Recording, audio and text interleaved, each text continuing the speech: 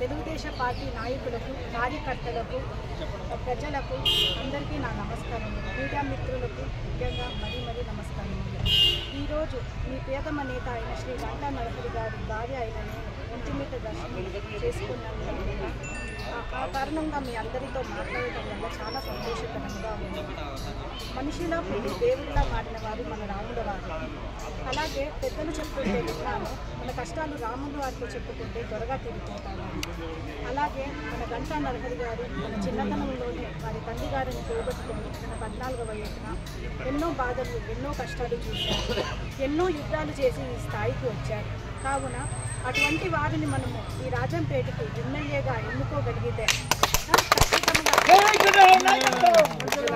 ఖచ్చితంగా మన రాజంపేట అభివృద్ధి మార్గంలో నడుస్తుంది. అలాగే మన పిల్లలకు బంగారు బాట వేసిన వాళ్ళు అవుతాము. కావున నేను చెప్పదలిచింది ఏంటంటే, మనమంతా ఒక తాటున ఉండి వచ్చే ఎన్నికలలో తెలుగుదేశం పార్టీకి ఓటు వేసి మన గంటా నరహరి గారిని ఎమ్మెల్యేగా చేసుకుందాము. జై శ్రీరామ్, జై తెలుగుదేశం.